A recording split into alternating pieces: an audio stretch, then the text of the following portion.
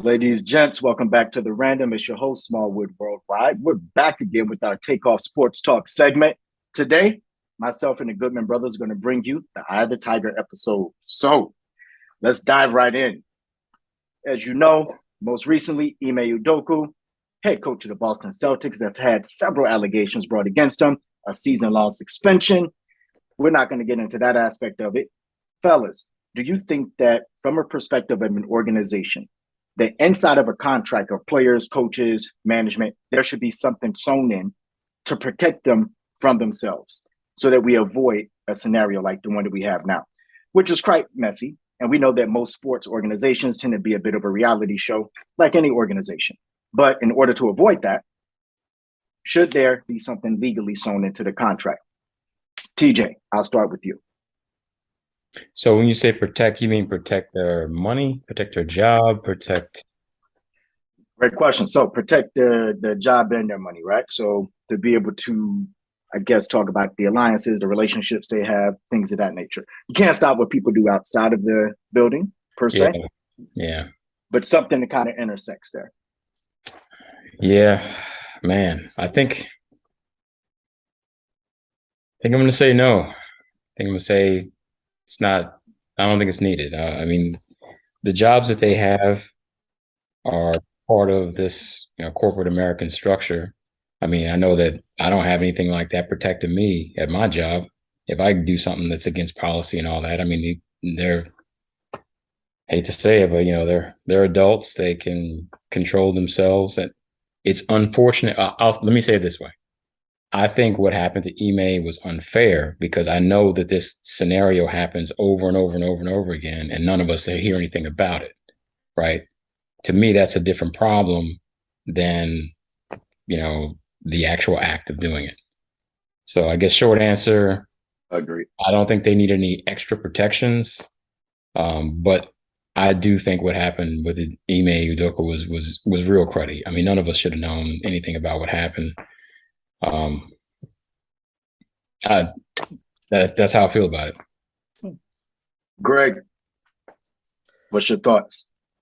My thoughts are, it's not that Ime Udoka slept with somebody, it's the somebody who he slept with.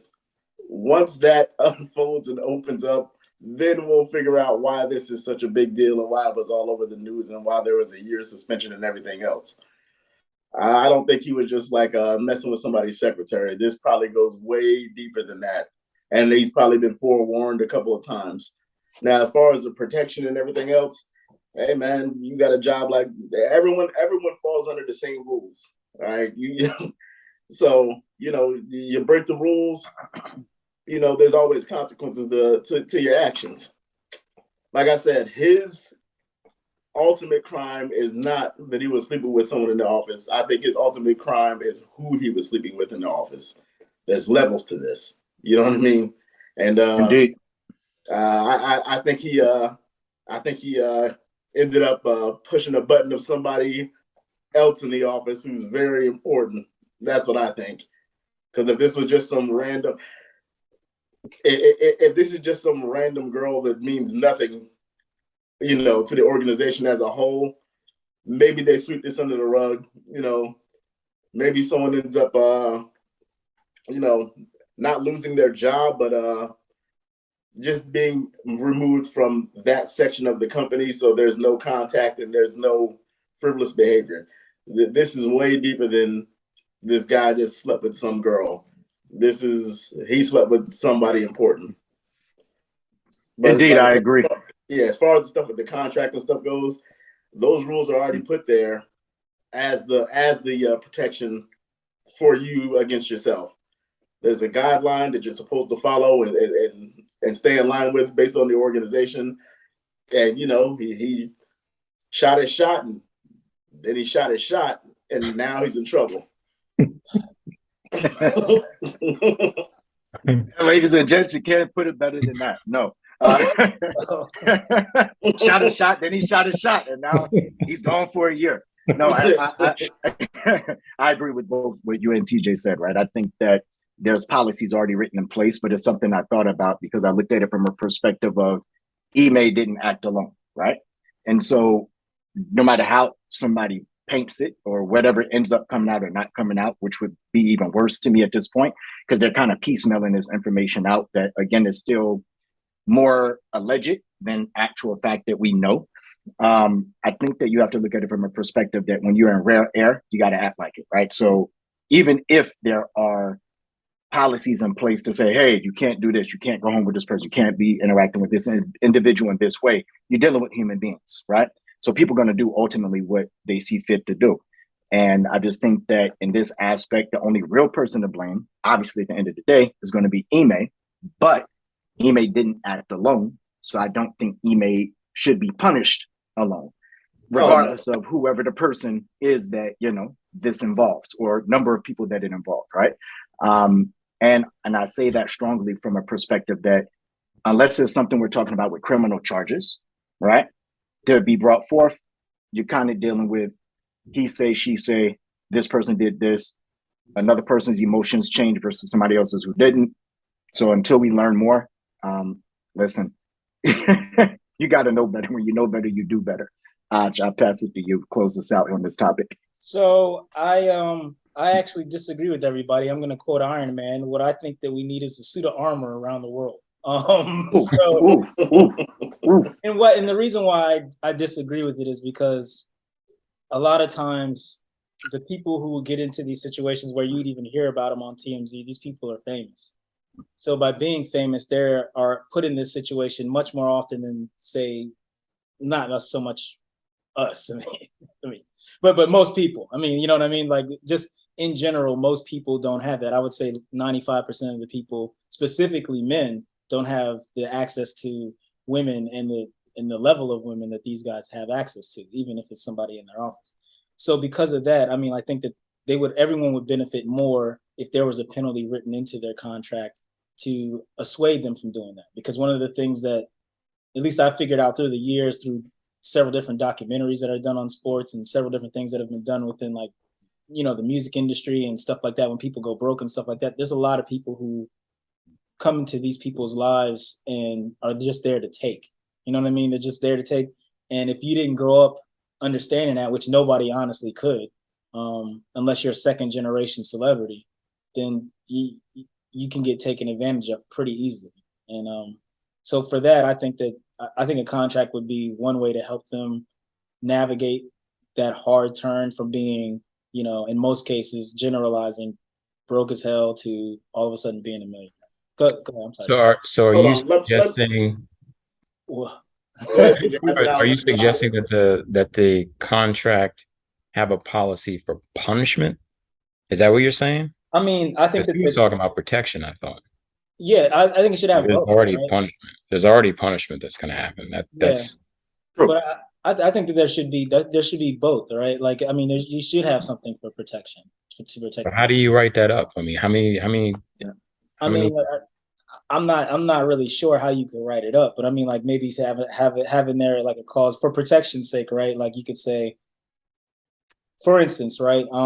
Like when quarterbacks are playing on the off season or whatever, in a clause in their contract, they might say you're not allowed to ride a motorcycle. That's a protection thing. Like you can get punished for breaking that protection, but it's like saying they're not saying you can't ride a motorcycle because you're not Evel Knievel. They're saying you can't ride a motorcycle because you're valuable to the team. You know what I mean? Your value to this company, right? Your value to this or that. Yeah. So the way that I'm looking at, I guess, not how you look at it, that could be looked at as a punishment, but I would take that more as a protection of the. But that's already inherent in their contract because it depends on. What about the communications though? Because from a communication standpoint, like in this case, one of the alleged folks is somebody that has close contact with him almost on a daily basis. So do you kind of prohibit certain kind of communication and keep it, how do you go about that? Like if you're going to have the suit of armor to protect the world, which again, I don't think it's a bad idea. I don't, but it's interesting. Great. I'm sorry.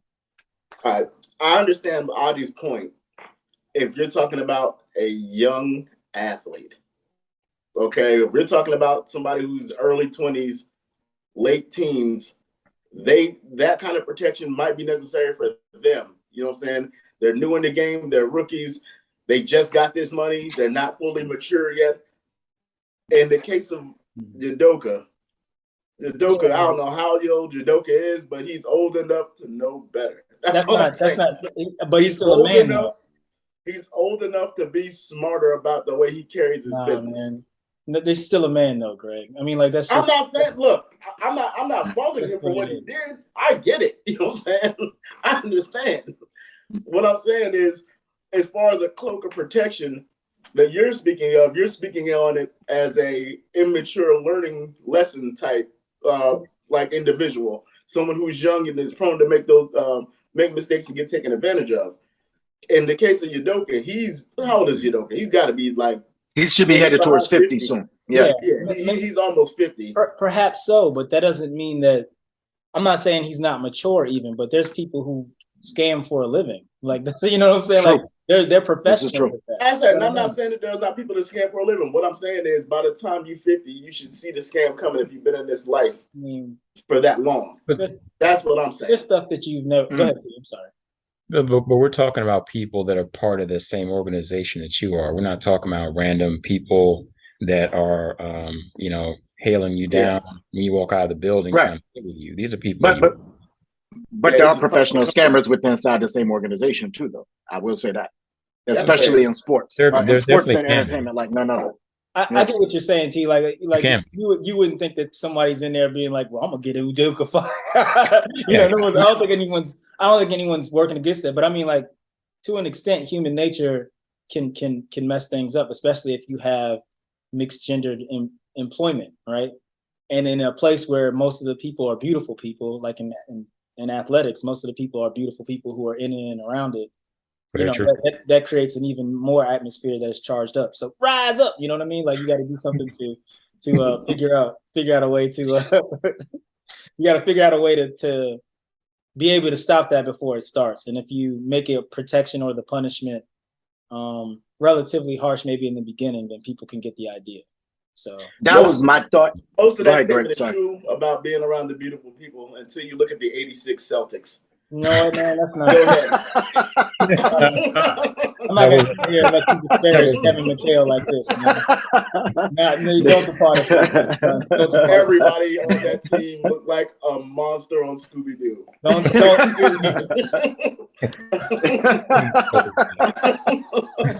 That is hilarious. Scooby-Doo. And the farmer was Robert Parrish. I would have got away with it too. Nice. But one thing we can surmise for sure is that the game is the game. And so, look, whether it shakes you or breaks you, make sure that you're making the right decision when you're in that kind of space. We wish the Boston Celtics, Ime Udoka, and everybody involved the best in going forward and hope that they are able to eventually move forward, which is what we're about to do. So let's talk about it. Speaking of the game being the game, right? LeBron James, right? Everybody's favorite person to love or hate.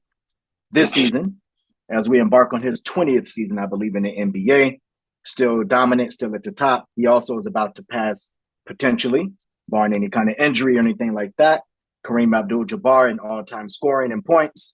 He's also going to pass, I believe, with 97 more assists, Magic Johnson. Is it fair to say that LeBron could potentially become the GOAT based off a lot of technicalities only? Greg, what is your thoughts there? My thoughts are, if anyone says that LeBron James is the GOAT, I will not fault them. He has had probably the greatest career as far as staying in his peak for the longest. Outside of Tom Brady, I've never seen anything like this. He has had the greatest career totality as an individual I've ever seen on the basketball court. But if we're talking about GOATs, it all depends on what you're talking about. If you're talking about longevity at your peak, then he's the GOAT. If you're just talking about peak performance, he's not ever going to make it to Mike. He's not going to pass Mike. So it depends on what you want to use as your standard for the GOAT. Me personally, I think Mike at his best, nothing is better. But if someone decides to say that LeBron James is the greatest of all times, there's really not too big of an argument against it. If you're talking about his individual accolades, the length of his career, the length of his the length of his peak and everything else, all the records that he's breaking, there's a real conversation there. If it's a longevity award, you're looking for. Prime is the word you were looking for. Yeah, prime. That's what it is. Yeah. If you're going by that, then LeBron James not only has to be considered. If we're going by peak performance in your prime for X amount of years and all that stuff, LeBron's the greatest player ever. But if you're just going by peak performance in your prime, no one's better than Jordan.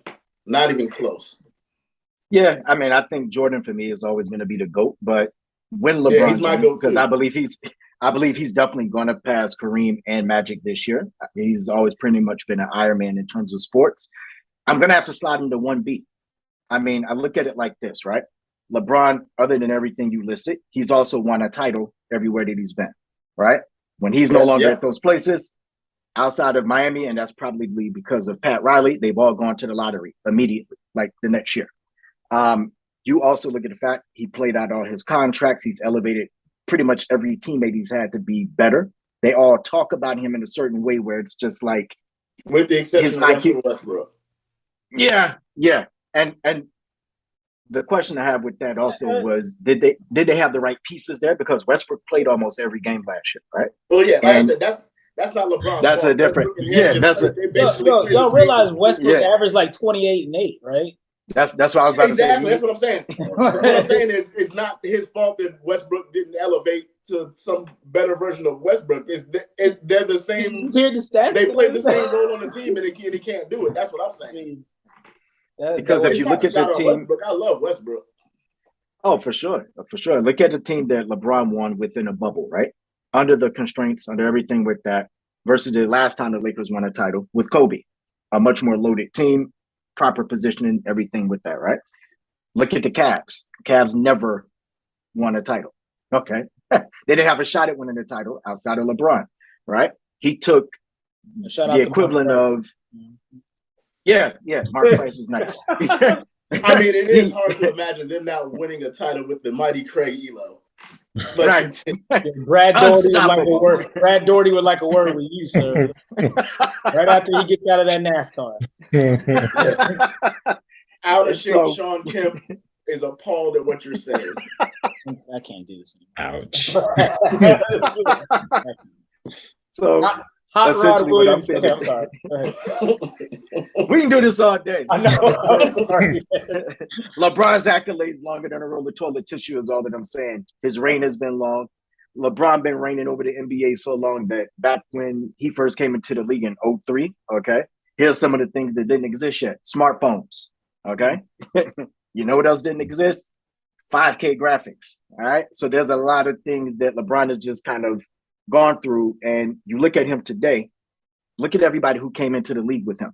Look at Melo, look at D-Wade, now retired, even though his knees went out, just look at it. And look at a whole host of other players from that draft. LeBron is still here. He's still the guy that when he walks into the arena, everybody's taking shots at, trying to create a team, Brooklyn, to take him down. And it doesn't work out. Aj, what's your thoughts? So I'm going to do something that I normally don't do, and that is I'm going to give a little bit of grace here. So under normal circumstances, when I'm talking about GOATs, it's a very limited conversation. And as I was listening to things like Nick Wright's list and just thinking about the old timers and hearing the accolades of Bill Russell, it had dawned on me that this GOAT conversation that we have, although very fun, is very narrow in its specs. Right? Like my personal goal, I think people can have their own personal GOATs, but these are the only names that I will personally accept. If you don't have Kareem, Wilt, Jordan, Magic, Bron, or Russell as one of your GOATs, then I don't want to hear anything else you got to say. If you got Kobe ahead of any of these dudes, I don't want to hear it. I like Kobe as much as anybody, and he's a murderer, trust me, but I don't want to hear it. You know what I mean? So that's why I couldn't do top fives. I have to have like a GOAT tier because I feel like like any genre, you're disrespecting some legends who, in their time frame, were just like Wilt. Like, who are you going to move him out for? You know, so but go ahead. You would be surprised how many people say they would draft Kobe before they draft Wilt, and it's just like I don't think people understand. I'm just telling you, like these cats, they're cats. who I play basketball and know basketball pretty well, who would take Kobe over Wilt. And I'm like, I don't think that you have Ain't seen no damn way. Wilt Chamberlain I play. think they know basketball. But they haven't seen. But see, that's the thing. They haven't seen Wilt Chamberlain play, right? You know what I mean? So it's like you can't punish a guy for being in their era. Like people diss Bob Cousy. I'm like, yo, Bob Cousy was the man for his era. What do you want him to do? Like he can't transport and become somebody else. I mean, you know, he's the Coos, you know. Havlicek. Anyway, I say all that. No, but I gotta jump in real quick. Hold your Okay, thought. go ahead. So No. because it pissed me off about like 2 seasons ago. I was one of these cats. I'll leave them nameless, right? NBA ball players, 6'6", used to play with the Brooklyn Nets. They kept discrediting Jordan, right? He got traded, right? And so he's like, "Oh, if we were all 6'6", we're all athletic now, he would never dominate." I'm like, you realize how much more of Jordan's game was built on more than just being athletic? You're 6'6" and you do nothing. Like the equivalent of like a triple double zero. Like, no, you don't add value to the team. Go look at Jordan in like 91, you know, when he had to face off against that Laker team, agent or not. Look what he did to get there. His team, Chuck Livingston. I mean, there's a bunch of guys that were role players, but it wasn't any like, man, superstar kind of talent that was there. Jordan did a lot. And here's the thing about, even when they talk about how Magic Johnson and all them were old, they weren't that old. Magic Johnson was like in his early 30s, I think, or mid 30s, maybe. He just looked old in those shorts. That's all. Well, he also was old because Magic went to the finals almost every year. Like, you know, you saw Magic in May every year, dog. Like this, there was never a time when that's Magic. what I said. It seemed like James Worthy was 10 years older than Jordan. And they were in college together. Right, correct, because they were always playing in May. They were always around. These cats weren't that old. They just look old because of those outfits. But it looked just to wrap up, Bron has played well enough to be at the table with the literal GOATs. So that's my stance on it. And when he has the statistics, there's an argument to be all the people who I had talked about. To me, if you say one of them, there's a very valid argument to be made to say that those guys are the greatest of all time. And I think personal preference is the only separator at that point. But as far as just being just greatness and skill, those are the 6 dudes where it's like, I'll accept any of those answers. So, indeed. TJ, take us home on this topic. Nice list, Dodge. I agree with you. Those those are the men. This is always a tough one for me. There were certain things that I had to, cut out and say that I would not hold against, either party, right? But I'll say this. I think Greg made an excellent point about, the length of peak versus the heights that you achieve. I would almost take these 2 guys, Jordan and LeBron. You guys have all seen the movie Troy, right? Yeah. So, Hector is a great warrior. And, I don't know how many battles he won or whatever, but he was extremely skilled, great at everything, great leader, much better person than Achilles was. When you watch Achilles in battle, there's just something different about the guy. I think that what they said was the man was born to end lives. Born in lives, right? That's right. I know that LeBron only has 4 titles or whatever.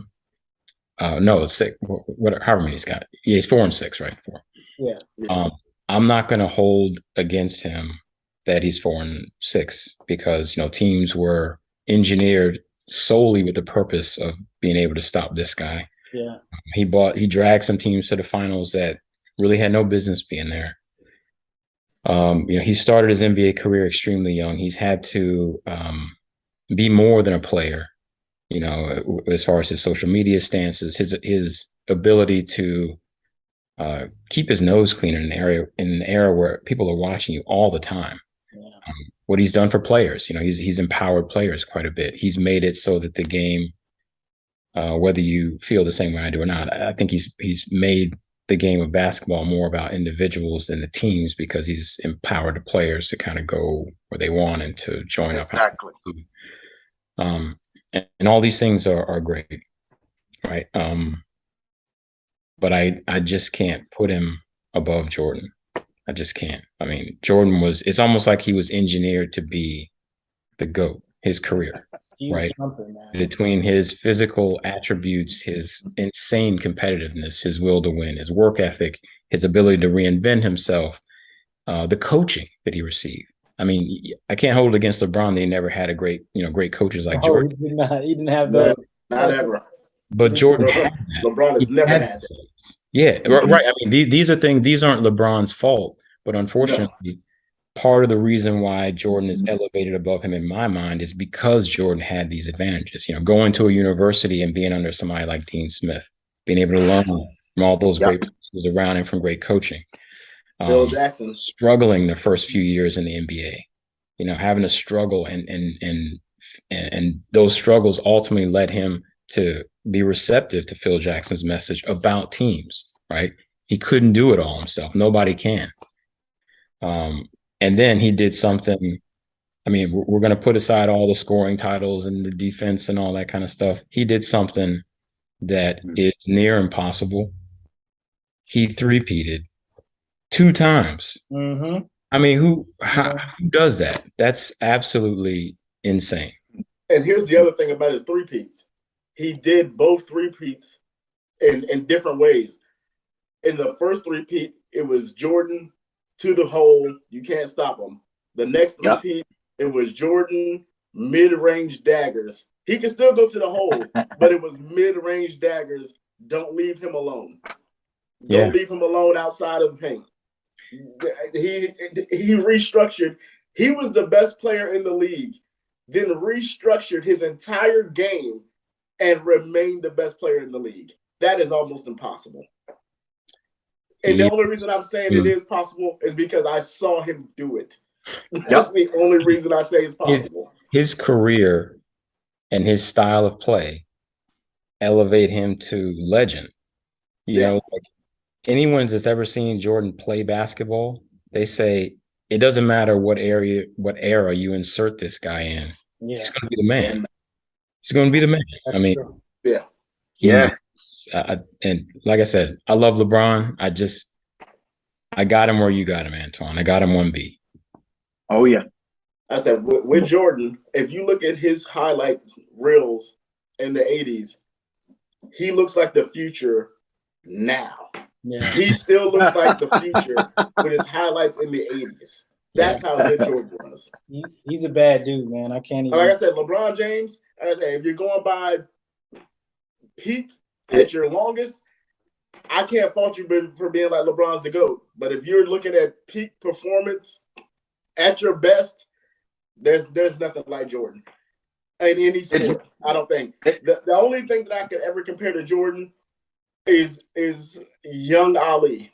That's how far ahead they were. Young Ali and maybe young Tiger Woods. Those are the only things that I can compare to what Jordan did. True. He was so ahead of his time. Yeah. Listen, Jordan LeBron debates for another day, but one thing that can't be debated, LeBron's greatness is definitely here to stay forever. His impact is something that we probably won't see again for quite some time. On the court, off the court, peer influence, navigating a life, which is tough enough there. Listen, shout out to him. Good luck this upcoming season. We'll definitely look forward to talking about him breaking those records should it happen. Now, let's talk about a significant change here, right? Football, the sport of kings, right? The Pro Bowl. Pro Bowl has become kind of ridiculed in recent years, right?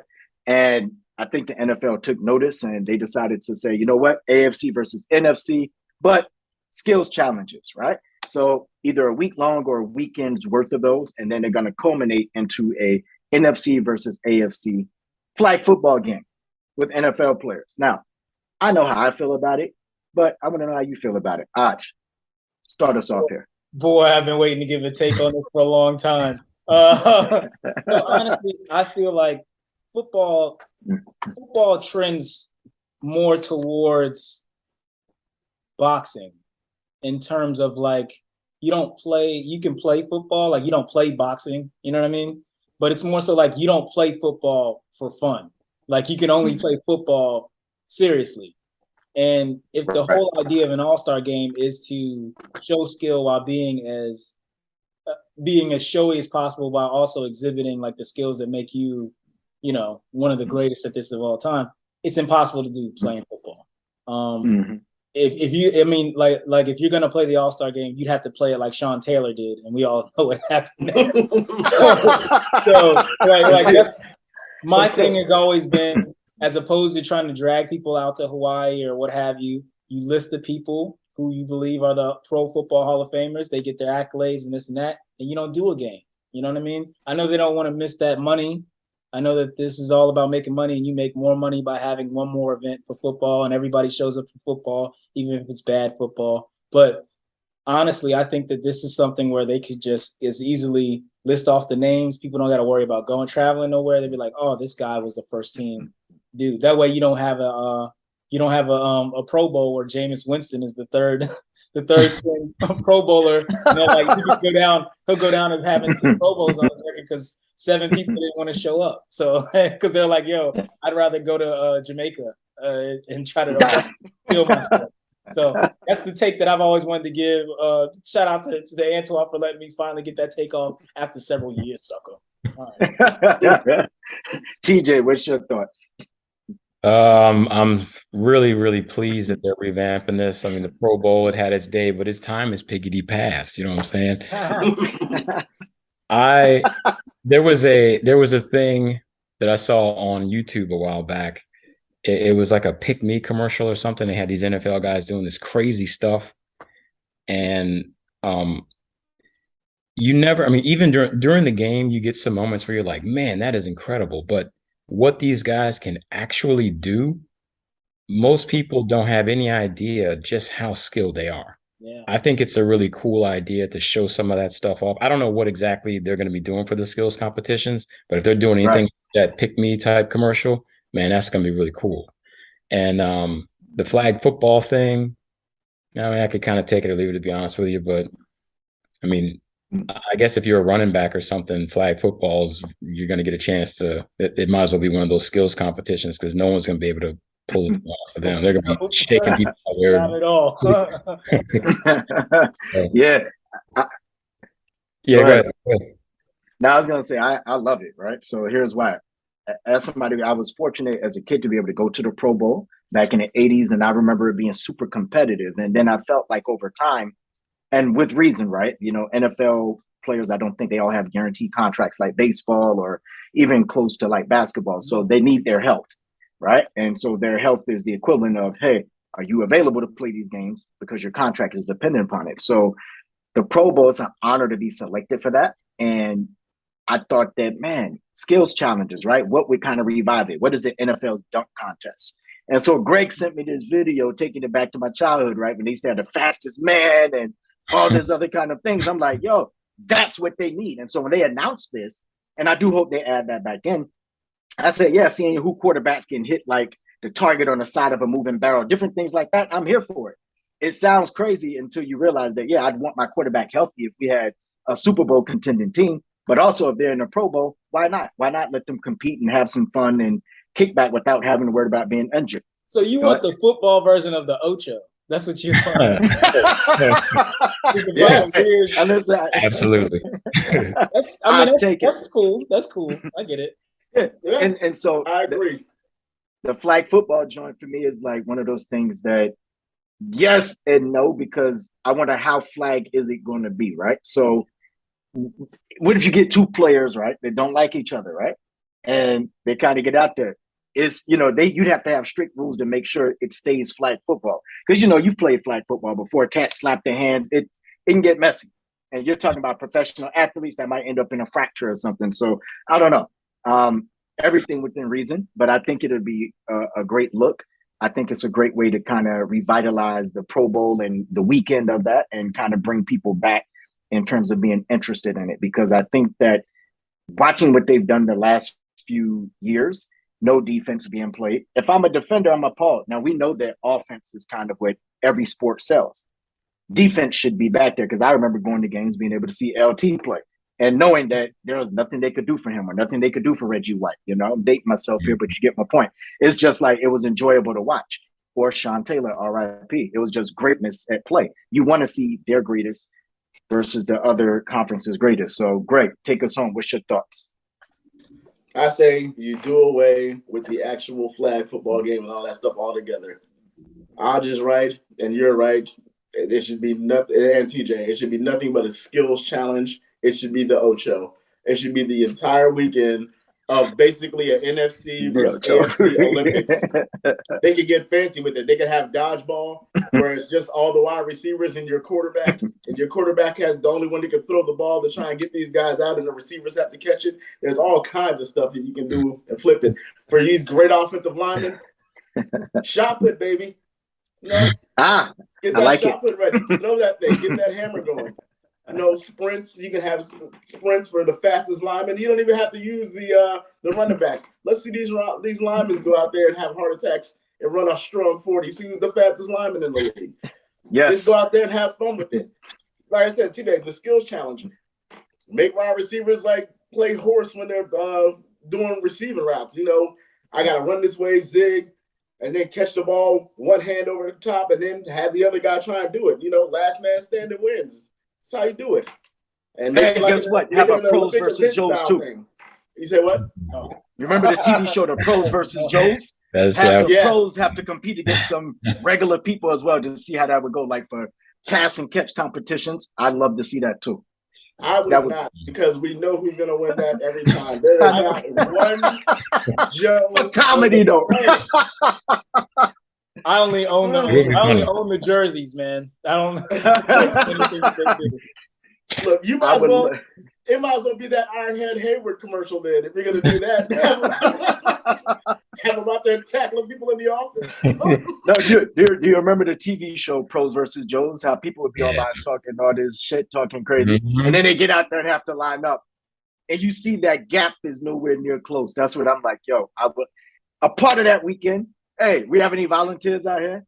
Get some Buffalo Bill fans out there. I'd love to see it. Let's go. And that there is how the Malice in the Palace is going to start in the NFL. There'll be some overly anxious dude to go out there and do something when he's drunk and he's going to get socked in his mouth. That's what's going to happen. Look, have these regular people out here trying to compete with super athletes. You crazy. Bob from McAllen has a heart attack trying to run the 40-meter dash with him. It's like, no, exactly. Hold the hands. That should be the athletic version of the purge. Right in the hands, TJ, darling. Right in the hands. You said pull a hamstring. Yo, I don't know if you ever watched wrestling. Vince McMahon ran in the ring one time, and I guess whatever his sketch was with the wrestlers, it didn't go well. He tore both of his quadriceps. He was sitting in the ring like a little kid and couldn't move. He's like help me. That's terrible. And he works out all the time. Or used to, anyway. Yeah. I remember hilarious. What happened was he ran to the ring, and when he jumped into the ring, both his kneecaps hit the ring. And because he was moving so fast, it ripped all his quad muscles. And he just sat there like a 4-year-old. Yeah, that must have hurt a lot. Look, but this is how what OG Vince McMahon is. He refused to have help, and he didn't want to be helped up by any wrestler. He sat there the entire time and waited for the commercial break. He got up and he struggle walked all the way back to the office with 2 torn quads because he refused to look like a bitch in front of the fans. That's hard. It was. I was like, he's not gonna get any help. He was waving it off. I'm like, because they knew I didn't even know. He was messed up. What happened? Nobody knew. We just thought Vince was doing Vince stuff. We had no idea he was hurt. Wow. Listen, NFL, great job. Yeah, if you go back and look at that clip though, and you look at the other wrestlers, they know Vince is hurt. Oh yeah, because they're kind of looking at each other like, oh. Yeah, but they let Vince go through the lines, and they're looking at each other like something popped. I guess they knew not to help him too. Then, Man, you try to help him up if you want. All it's going to end up happening is you're going to end up in the WCW. That's it. Around. Vince was cutting you. I told you I didn't want help. Yeah. Don't make me like a bitch on television. I told you, leave me alone. I'll crawl out for all you help me. Pack a locker. Make sure I see you out. We'll see you in AEW. Yeah. But look, before you NFL know with it, the you're Pro wrestling in a tent at the fair. That's what happens. Listen, NFL, great job with the Pro Bowl here. We look forward to seeing the final result, the final form. But until then, listen, speaking of football, what is football without trash talk? What is sports without trash talk? Fans, players, everybody alike. TJ, kick us off here. Your 3 greatest trash talkers in sports history to you. It's a tough topic, but somebody's got to do it. Yeah, there's so many that deserve some. Or 3 of your favorites. Yes. I probably wrote down 10 or 12 names and trying to pick 3. Well, I know for sure who my number 1 is. It's probably you guys' number 1 as well, to be honest with you, because he is the greatest. But number 3, I'm gonna go with T.O. as number 3. Okay. Oh, nice. Part of the reason I'm going with T.O. is because this man talked so much trash, it kept him out of the Hall of Fame. He had the 3rd greatest receiver stats of all time. Second. That's how much trash he talked. It was second greatest. Second? Oh, okay. Second Who can make a play? Number 2. I can. Who can make a play? I can. You know what I'm saying? But also to make my list, you got to talk trash before the contest, during the contest, and after the contest. And T.O. fits all 3 of those, right? So he's my number 3. Number 2, you guys tell me if it counts or not. If not, I've got others. But I'm going with the Nature Boy. That counts. I'll take it. Ric Flair. That his stealing, limousine riding. He had this legendary trash talk. He's so good at trash talking that professional athletes from all other sports all are fans of Ric Flair. The guy, he had the name Flair. That's what he had, man. And his flair was trash talking. Right. So he's my number 2. Number 1. Got to be number 1, Muhammad Ali. I mean, he's the one that made all this stuff popular. I mean, to be busting out rhymes back in 1969 or whatever. I mean, talking trash during the fight. I mean, he didn't get he basically spiked Sonny Liston completely out of his entire game. He talked so much trash. Yep. He made it popular. He made it cool. I mean, I know that he was seen as brash and everything at the time, but man, he was able to back it up. He's my number 1. Yep. Nice. I love the list. Aj, give us what you got. Oh, thank you so much, because I was afraid people were going to take over. First, I have some honorable mentions outside looking in. Big Earn. No, you had it. I won my money that I bet against myself. I said he's going to have honorable mentions. Oh, yeah. No, I'm kidding. Let's Big go. Earn. Creed, Apollo Creed. He's like, I might quit and run for emperor. And an upset on this list, Shooter McGavin. Love it. So now to my top 3. No outside looking in, just straight into it. Number 3, Gary Payton. Legendary trash talker. Even talk trash to this day about how he could have locked down Jordan in the finals, and Jordan was looking at the laptop, kicking his knees up, laughing. Gary Payton, you couldn't do nothing. No. Michael Jordan was also an outside looking in as well. Reggie Miller is my number 2. Ooh, good one. I mean, no one's villainry has ever been more better. I mean, like nobody's played the role of clown killer better than Reggie Miller. Yeah. Nobody has had the crazy idea to do this and then grab their balls and look at someone's wife as they did it. It's just incredible. It's incredibly out of control. This dude hit game winners, take bows into other people's arena.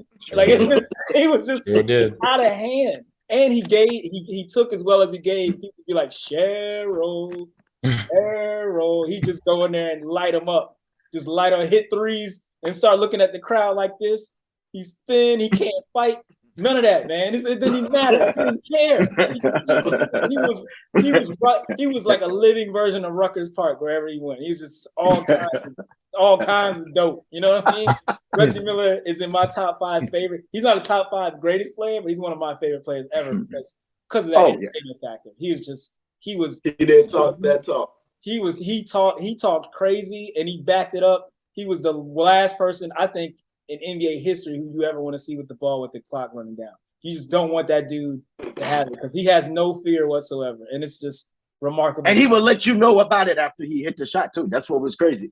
Damn it. I really should have had Kevin Garnett on this, but I digress. My first one is Ali for obvious reasons. I'm just gonna keep it there. It's Ali. I mean, I don't really need to say much else than that. I told you I was okay. No, all right.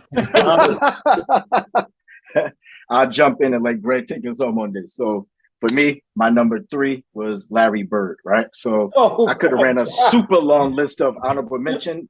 Larry Legend talked so much shit before the contest, during the contest, whether it was 3-point contest, whether it's you got the white dude guarding me. I mean, you name it. He was never afraid of the moment or the person. And then guess what? You throw a punch, you'll throw some of those too. So listen, Larry Legend, all-time great trash talker to me, backed it up.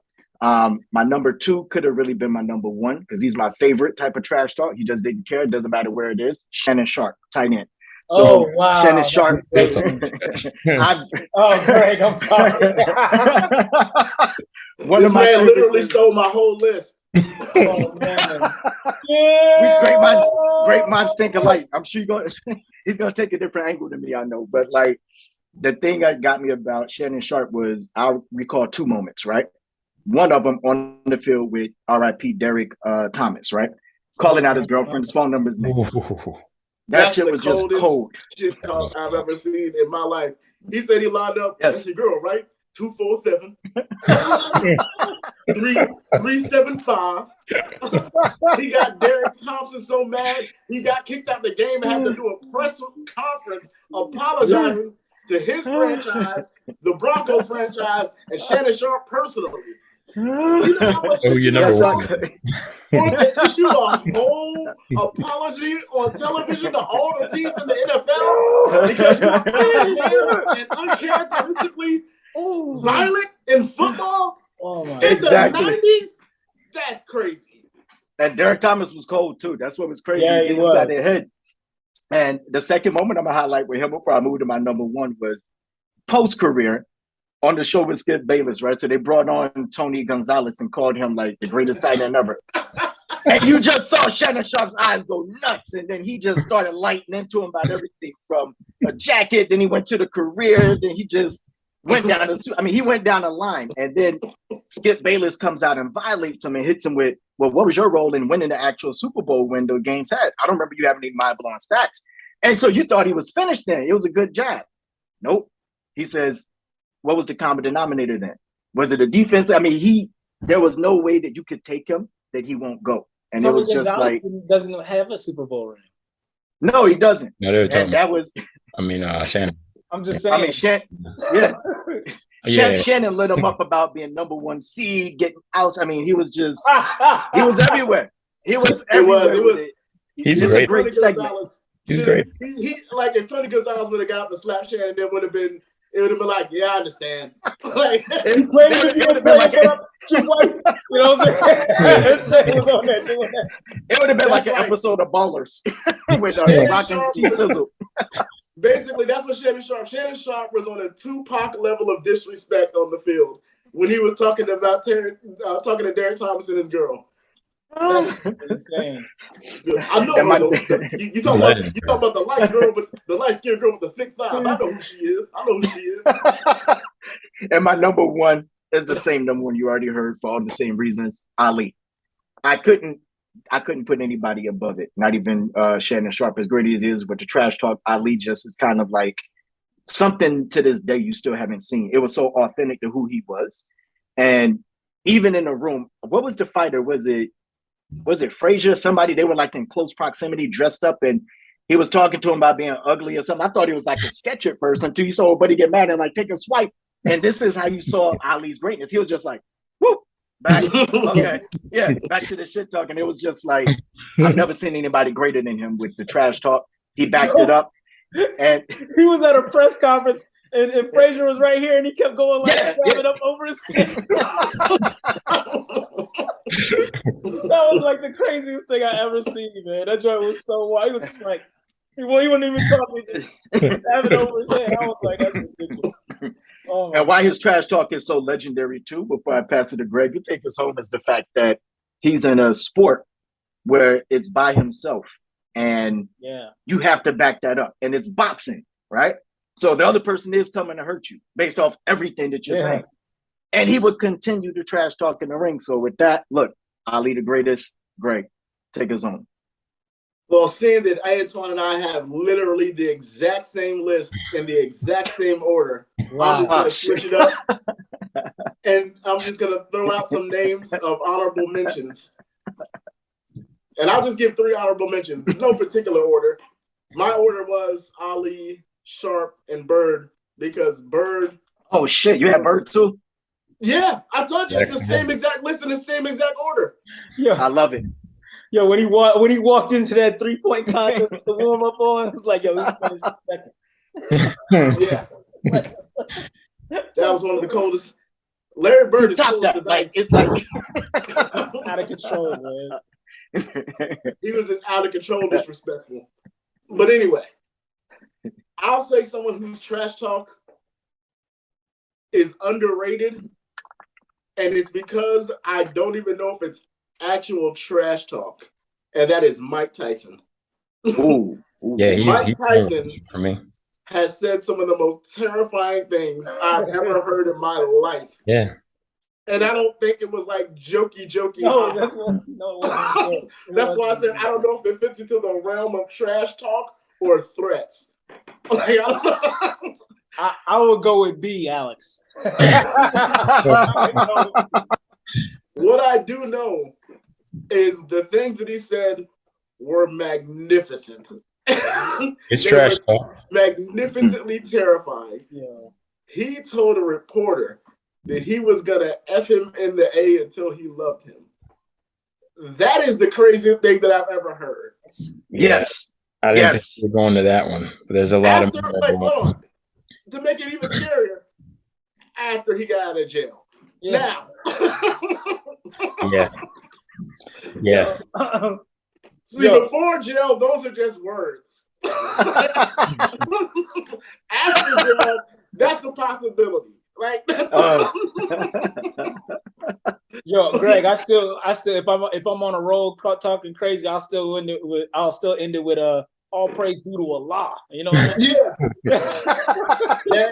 Not to mention some of his trash talk after the game. I mean, after the fight, he was like, he was in there, he was literally crying like a girl. I hit him, he was like, yeah. I'm like, yo, you can't say that to a grown. How are you gonna say that about a grown man who's paid to fight? Like, that's so disrespectful to say. And then after you beat him up, then you gonna keep like usually after the interviews, after the fight, disrespectful. He's a great fighter. He's still a champion. No, not Mike. Mike is talking about you crying like a little girl every time you got hit in your ribs. So Mike is he's one on my list. Yeah. All right, another person. Since we're gonna go the sports entertainment route, The Rock.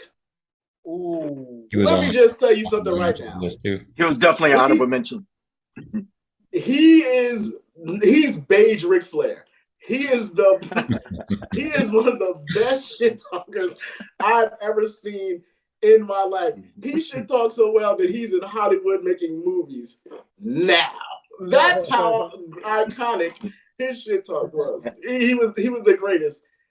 Didn't they have a DVD with just his I don't even know what that means. All I know is we all say it and love it. I don't know what that means. Greg, didn't he have an interview where it was just his DVD where it was just his interviews or something? Yes, because there was so crazy. Whole DVD of Rock highlights and there was no wrestling. That's how good he was. That's how good he was. He talking crazy.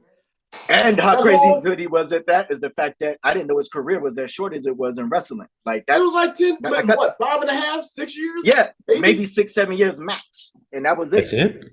Wow. Yeah, I thought he was around for like 20 years, and it wasn't. He's a top 5 all-timer, man. He's top. He was not there for long because they were like, this guy really knows how to talk. Let's put him in a movie and just let him talk. And now look at him. Now he's hanging out with Kevin Rock doing Jumanji 12. Okay, this guy.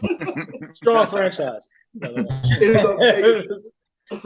And most of this, like I said, a lot of this stuff is off the cuff. That whole, it doesn't matter what you, like, amazing. Amazing.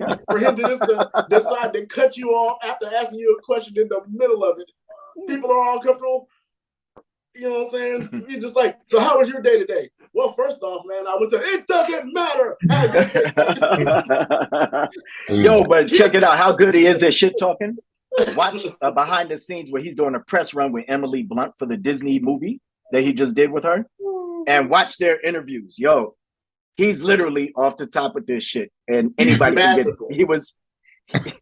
He was so surgical with this shit. And you had to see her face. She was just like, fuck it, you got it. Yeah. I said, nothing, like he's on a level of shit talk good enough where he's doing interviews and it's him and Kevin Hart. And the whole interview is them talking shit. Yeah. Just the whole interview is them, like, you can't get off questions. And you know how amazing he is to be able to hang talking shit with a comedian. Yeah. Like, that's not just a regular comedian. Yeah, it's Kevin Hart. Yeah. It's Kevin Hart. He was raised on talking shit. He's been doing it his whole life with the best of them. The Rock is right there in the pocket with him. He's one of the best. Yes. Hey, Greg, what do you think about this one? John McEnroe. Ooh. John McEnroe, I don't know if he talked shit disrespectful or he just yelled at the refs. He was disrespectful. I don't know.